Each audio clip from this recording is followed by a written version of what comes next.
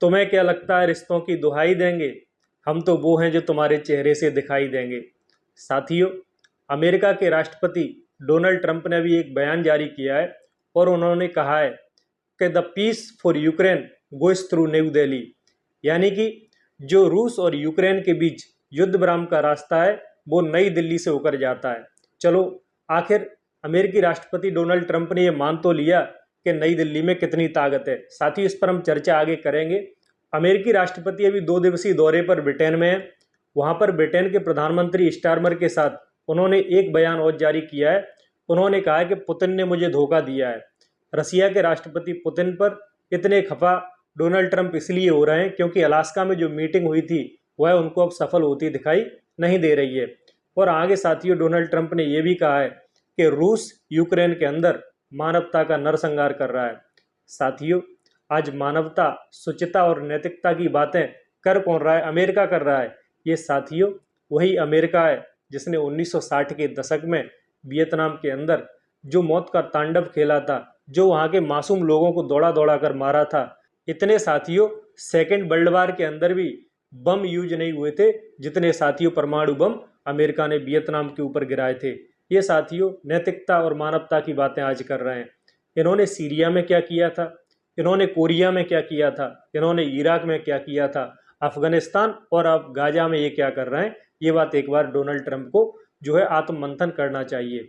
Donald Trump को ये समझना चाहिए जिस तरीके से वहाँ महिला और बच्चे तड़प तड़प कर मर रहे हैं और डोनाल्ड ट्रंप साथियों वहाँ पर एक अंतर्राष्ट्रीय रिसोर्ट बनाना चाहते हैं। और रिसोर्ट ही नहीं, वहाँ पर पब और क्लब खोलना चाहते हैं अंतर्राष्ट्रीय स्तर के। उसको गाजा पट्टी को चमकाना चाहते हैं मासूमों की लाश पर। डोनाल्ड ट्रंप ये चाहते हैं कि अमेरिका की लड़कियां वहाँ पर क्लबों में डांस करें। और साथियों जो मानवता का नरसंहार फिलिस्तीन के अंदर हो रहा है, जो गाजा के अंदर हो रहा है, उस पर वह चुप्पी साधे हुए हैं। इसके इतर मानवता की दुहाई साथियों यूक्रेन के अंदर वो दे रहे हैं। वो कह रहे हैं कि राष्ट्रपति पुतिन मान नहीं रहे हैं और उन्हें यह रास्ता नई दिल्ली से होकर जाता हुआ दिख रहा है। लेकिन साथियों एक बात हमें समझनी चाहिए, अमेरिका ने सेकेंड वर्ल्ड वार जीतने के बाद जिन देशों का क्रिएशन किया है, जिसमें चाहे वियतनाम हो, जिसमें चाहे कोरिया हो, साउथ कोरिया जो कि अमेरिका के खेमे में रहता है, चाहे वह पाकिस्तान हो और चाहे वह इजराइल का क्रिएशन हो, जिन देशों के मैंने साथियों अभी नाम बताएं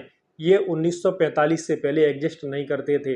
अमेरिका ने विश्व युद्ध जीतने के बाद अमेरिका और इसके पिछलग्गू राष्ट्र जिन्हें हम वेस्टर्न कंट्रीज कहते हैं, यूरोपियन कंट्रीज, इन्होंने साथियों अपने हिसाब से विश्व के खांचे खींचे और इन्होंने अपने हिसाब से अपने एजेंडे के तहत अपने अपने देश बिठाए और इन देशों को साथियों आर्थिक और सामरिक रूप से मदद पहुंचाना शुरू किया। सीटो और सेंटो नाम के संगठन हैं। इन संगठनों के अंदर इन देशों को सदस्यता दिलवाई गई ताकि इनके पड़ोस में जो अमेरिका के दुश्मन राष्ट्र हैं उनको किसी भी तरीके से टेकल किया जा सके।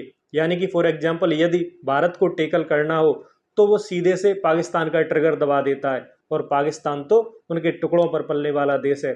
इसी तरीके से साथियों साउथ कोरिया की बात करें या फिर हम इजराइल की बात करें, ये साथियों अमेरिका के आज ट्रिगर पॉइंट बन चुके हैं और इन्होंने साथियों विश्व की मानवता को शर्मसार किया है।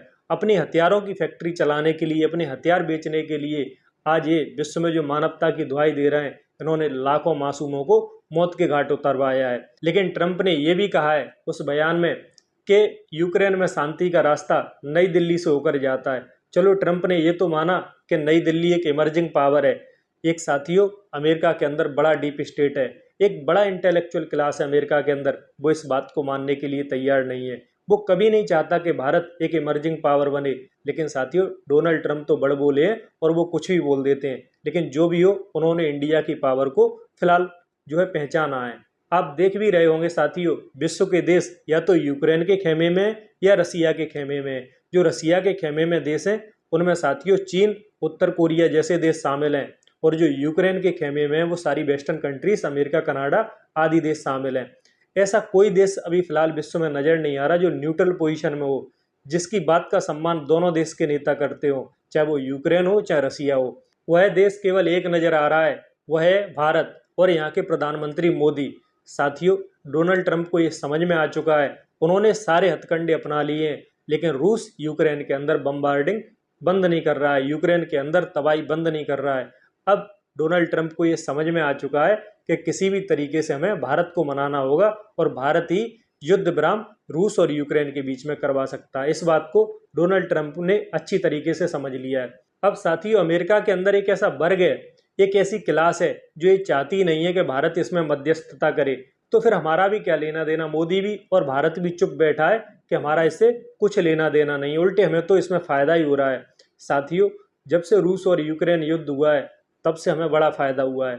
इसमें हमारा तेल आयात है वो लगभग रूस से दोगुना हो चुका है, और हमने फिलहाल तो 30% और बढ़ाकर, जब से टैरिफ लगा है अमेरिकी, तब से हमने 30% और बढ़ाकर 20 लाख बैरल प्रतिदिन कर दिया है। हमारी सीधी इकोनॉमी के लिए ये बूस्टर साबित हो रहा है। इसके अलावा आपको पता होगा, यूक्रेन गेहूं का सबसे बड़ा उत्पादक देश है, और यह पड़ोस में मध्य एशिया में और मिडिल ईस्ट के देशों में लगभग 50 से 52 देशों में गेहूं की सप्लाई करता है।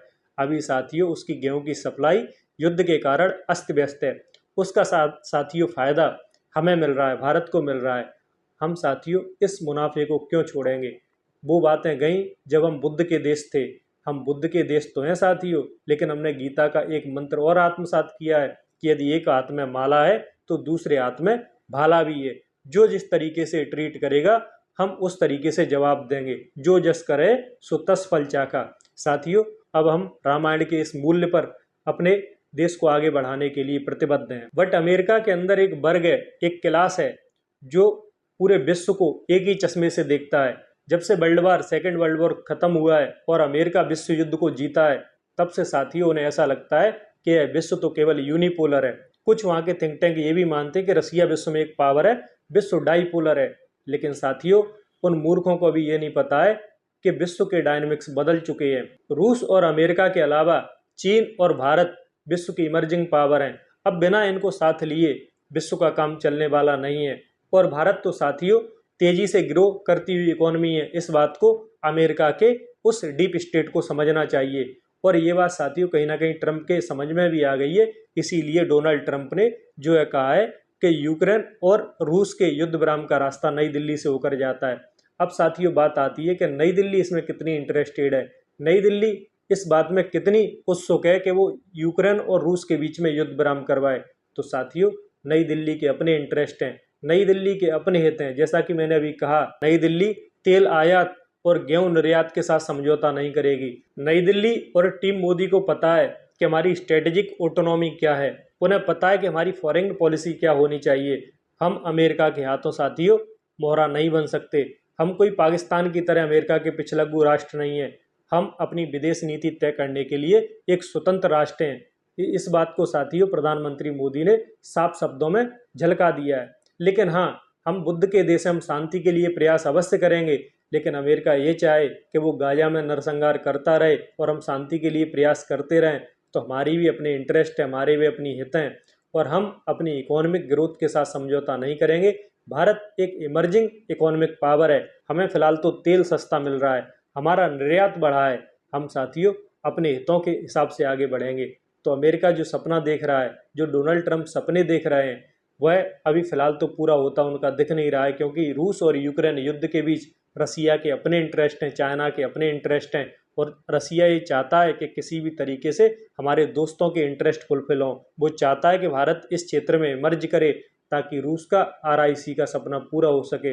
रूस चाहता है जो वेस्ट में जो पावर है, अब वो पावर बैलेंस होकर ईस्ट में आ जाए। जो पावर बैलेंस अभी ब्रिटेन, फ्रांस, जर्मनी, जापान और अमेरिका में है, वह पावर बैलेंस अब एशिया के अंदर आ जाए, वह रूस, चीन और भारत के अंदर आ जाए। ऐसा साथियों रसिया के राष्ट्रपति पुतिन सपना देख रहे हैं। तो साथियों, हर देश के अपने इकोनॉमिक इंटरेस्ट हैं और हर देश अपने हिसाब से चलने के लिए उसकी स्ट्रेटेजिक ऑटोनॉमी है। वो तुम्हारा पिछलग्गू नहीं बनेगा।